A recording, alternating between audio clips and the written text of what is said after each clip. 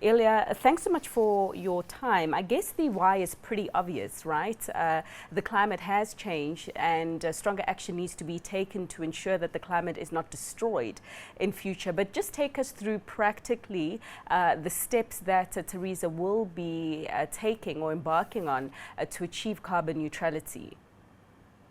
Yeah, certainly. Good afternoon. We've obviously given this quite a bit of thought. This is not an overnight decision that one takes in terms of understanding the environment that one operates in.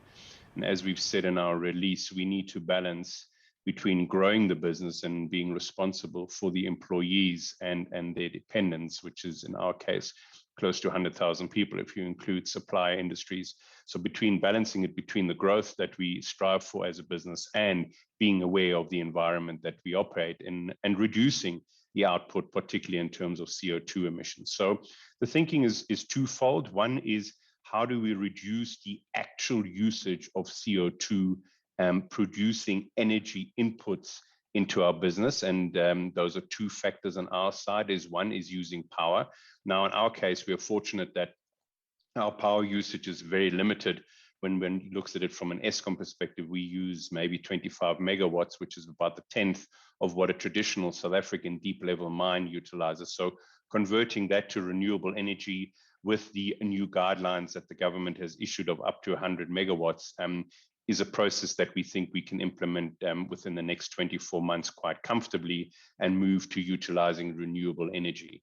And the other factor is looking at our drivetrains. Our drivetrains are our diesel engines. We do use a lot of diesel on the mines, being an open pit environment. So we are looking at various opportunities of reducing that. And these range from changing the fuel mix that goes into the engines, and we're working with the original equipment manufacturers on that side, plus also utilizing the product. And that is the other part of reducing the output that we are looking at, actually using the product that we produce at the end in an energy mix. In our case, we produce PGMs, as you pointed out, and PGMs can be used in what we call the hydrogen economy, hydrogen fuel cells.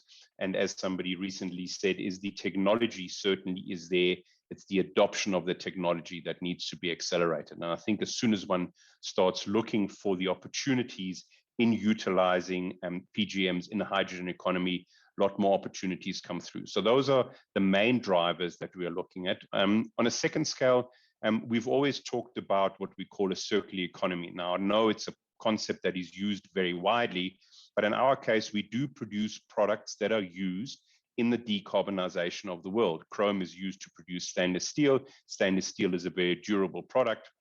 And there are ways of producing stainless steel less energy intensive. So we are looking at opportunities on that side. And as I said, further downstreaming, not just producing a PGM concentrate, which thus far we've sold, but making use of that PGM in developing hydrogen systems that make use on our mine. So we have a roadmap, and we're very comfortable with that roadmap. I think the target for 2030 of a 30% reduction, particularly in scope 1 and scope 2, given what I've briefly outlined, is something that we can do comfortably.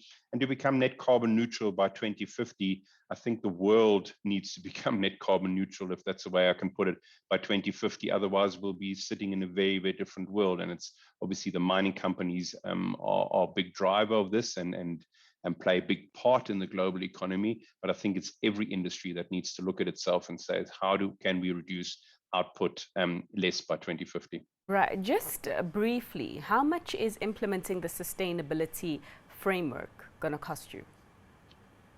So I know there's been a lot of numbers thrown around in the market that it could be up to 20, 30% of the market cap. As I said, I'm not going to argue with the numbers that the analysts are putting out, but those are really the traditional mines. As I said, our usage of particularly power, which is where the real cost comes in. If you need to convert 250 megawatts of Eskom electricity to renewable electricity, that's going to cost a fortune. We have a very low usage of Eskom electricity. We have 25 megawatts, as I said, and to convert that, given the costs of solar power coming down quite rapidly over the last 5 years, makes sense for us to now look at it. There was actually an inflection point up to about a year ago where it simply, because of the economies of scale, did not make sense for us to look at a renewable energy. And with the changes in the legislative environment, that is something to look at. On the diesel side, the original equipment manufacturers are making large headways in terms of bringing in, for starters, more efficient engines, and we replace our fleet roughly every 5 years anyway. So the next set of engines will already reduce the amount of diesel and also reduce the emissions that are exhumed from these vehicles. So I think that's one to look at. And then secondly, you would have seen that there are a whole host of opportunities with new drivetrains, whether these are battery drivetrains or whether these are hydrogen fuel cell drivetrains, in terms of operating a fleet. And what we'll most probably see is a balance in the next sort of 10 years where the smaller vehicles will be driven by these newer engine technologies, and the really large machines that you see in the background on our picture there, the big Caterpillar machines, will transition over the next 10 to 15 years, I would say, to a very efficient environment, where we will see hydrogen fuel cells used in these big trucks who move a lot of volume.